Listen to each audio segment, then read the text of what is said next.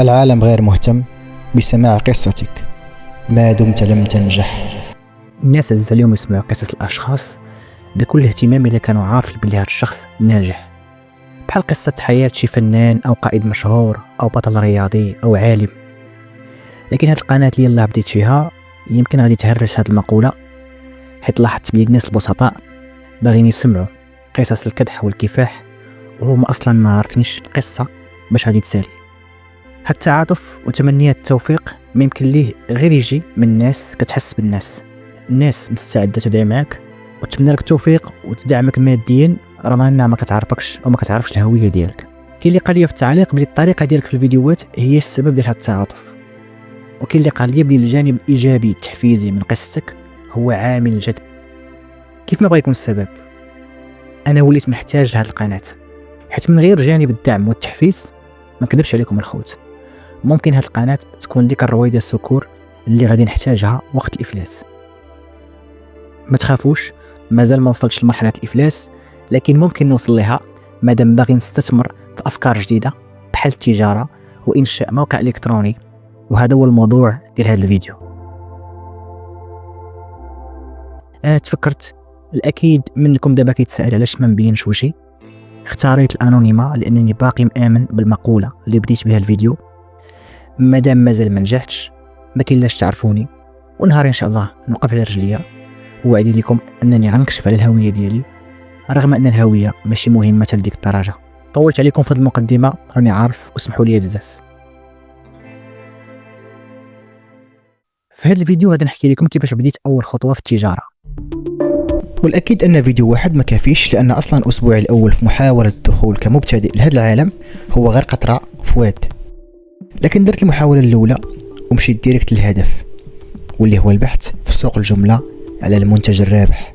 الفكره كالتالي: بما انني ما قادرش حاليا نشري من المصدر الرئيسي اللي هو الصين، لان هذا موضوع اخر ديال الاستيراد والجمركه وتاسيس الشركه، وهذا الشيء صعيب عليا حاليا ما نكذبش عليكم. الفكره هو انني نشتري من احد اسواق الجمله في كازا، وكاين جوج معروفين اللي هما كراج علال ودرب عمر. وبما انني غادي نشتري من هنا فراه غالبا غادي نشري بثمن غير تنافسي، يعني الثمن اللي اصلا كيبيعوا به الناس حدا الجامع مثلا او في المواقع ديالهم. لكن كاين واحد التفصيله مهمه بزاف، هو انني ما غاديش ندير هامش ربح في اي منتج شريته. الاكيد كنسمعكم دابا كتقولوا وشنو هو الربح ديالك العبقري، فين هو الفضل ديالك اللي هو اساس كل تجاره. سمعوا حتى الاخر وحكموا. غادي نبيع بثمن الجمله، لكن غادي ندير 20 درهم للتوصيل في الدار البيضاء، وهكذا غادي نخدم ليفرور ديال راسي. كاين متوسط ربح ديال 10 دراهم في المنتج الا حيدنا مصروف ليسانس، واحتمال ربح اصغر طبعا الا كان عنوان التوصيل بعيد عليا بحال البرنوسي عين السبع مثلا. مفاهمين دابا الخوت في المبدا ديال الربح؟ رغم انه كي لا يقول لي ما تبيعش العناوين بعيده عليك حيت ما غاديش تربح فيهم، ولكن كبدايه انا غادي نبيع لكل شيء لانني خاصني نتحرك، والاهم انني خاصني نروج لنفسي والبضاعه ديالي. طيب فين غتبيع هادشي او فين غتعرض المنتج ديالك؟ كبدايه غادي نحط في فيسبوك ماركت، ونحط لكم عنوان المتجر ديال الفيسبوك من يسالي منه ونقادو، وغنبدا ايضا نحط لكم هاد المنتجات عبر حساب خاص في تيك توك من بعد ما ندير مراجعه وتقييم لهذا المنتج. وكان حتى فكره انشاء موقع الكتروني، لكن هاد الفكره خاصني فيها العوين. تواصل معي واحد الاخ في التعاليق وقال لي مستعد نصاوب لك موقع ويكون اقتسام للربح، لكن باش ندويو في التفاصيل طلبت منه الرقم ديال الهاتف، لكن مازال ما جاوبنيش. في كل الاحوال انا مازال ما وصلتش لهذه المرحله، حيت انا باقي في اصعب مرحله واللي هي كيفاش نلقى المنتج الرابح.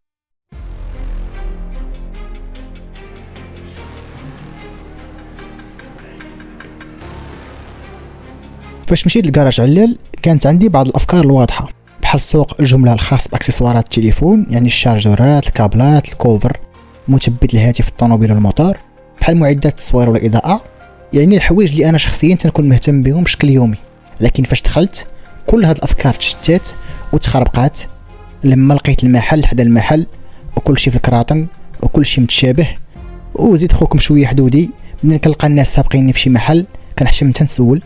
الصراحه ما نكذبش عليكم، دخت وبقيت غير كندور وندخل من هذا الباب ونخرج من الباب الاخر. كانت تجربه غير مريحه، وهي تجربه مبتدئ اللي باقي ما فاهمش السيستم كيفاش داير، واللي ما عندوش فكره حتى على اش باغي يشري وشحال السعر الحقيقي.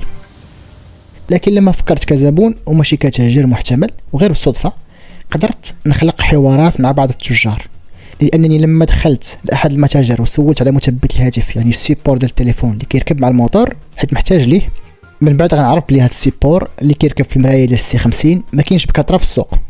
على الاقل وضحت شويه الصوره، ولقيت راسي كنسول البائع على حوايج اخرين وعلى سؤال مهم اللي هو شنو كيتمشى عندكم بزاف. الصراحه تفاجأت لما قال لي كل وقت وشنو كيتمشى.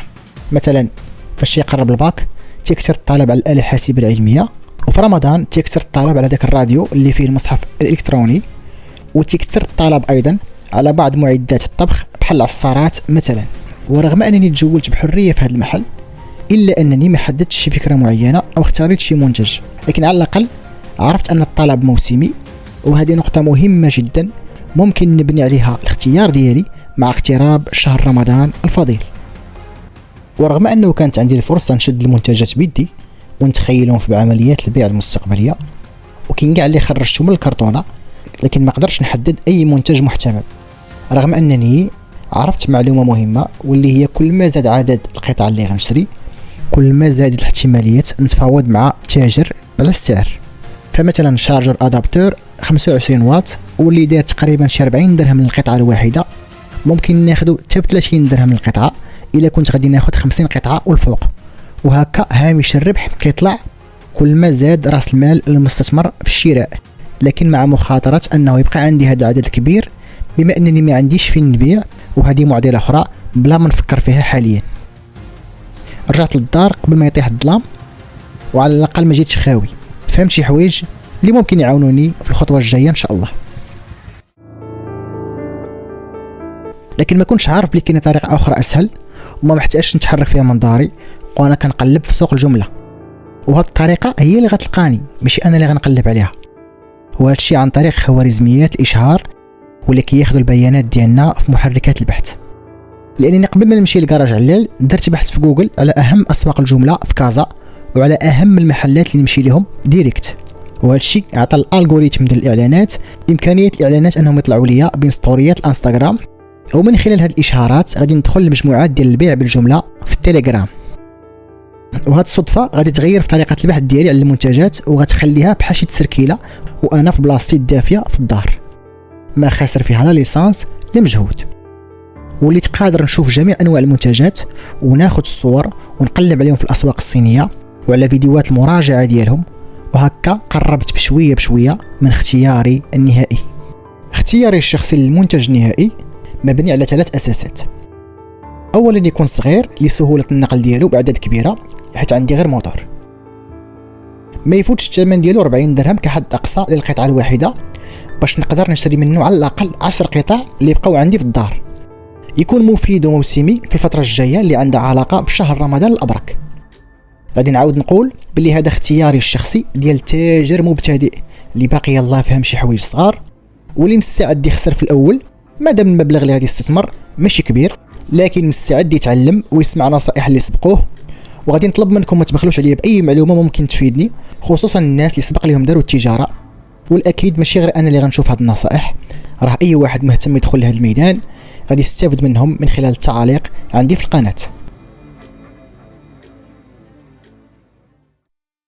الصراحه مازال متردد بين 2 منتجات نهائيه وبجوج عندهم علاقه بالمطبخ، لكن خصني نختار واحد فيهم باش نشري قطعه واحده ندير ليها تجربه، وباش تكون عندي فكره واضحه منين نكون كنتكلم على المنتج، يعني المواد باش مصنوع وطريقه الاستعمال وشنو هما المميزات والعيوب ديال هذا المنتج. المشكل اللي باقي مطروح عندي هو التسعير الحقيقي في سوق الجمله، حيت تواصلت مع احد التجار في تليجرام وخلى لي المنتوج ب 40 درهم للقطعه، وهذا نيت السقف ديالي باش بغي نشري، وطلبت منه ناخذ فقط 10 قطع حيت عندي ميزانيه صغيره، ووافق رغم انه شرط عليا في البدايه ناخذ 50 قطعه. ولما وصلنا لعنوان المحل عنده باش نمشي ناخذ من عنده المنتج قال لي بلي عندهم المحل في سوق إنزكان يعني قراب لاكادير، ولما سولته واش ممكن نرسلهم لي لكازا وبشحال الثمن ما بقاش جاوبني، وكانت من الخير لانني مشيت نقلب على هذا المنتج في اسواق الجمله في كازا. وهنا غادي نمشي وانا عارف اش باغي نشري وشحال تقريبا سعر القطعه الواحده. وتفكروا معايا في اول الفيديو فاش قلت لكم بلي دخت وتخربقت فاش مشيت لكراج علال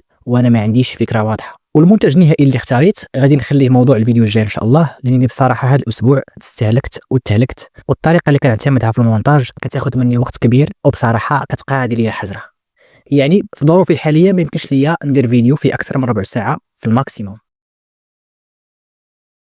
واللي كيسول فين وصلنا انا ومسعود في تطبيقات المعلومه، اللي جديد ان درايف كوسي. هذه الخدمه ما توكلش خبز لان الطلبات قليل، رغم انني فيما كنمشي شي بلاصه كنخلي ان درايف اونلاين.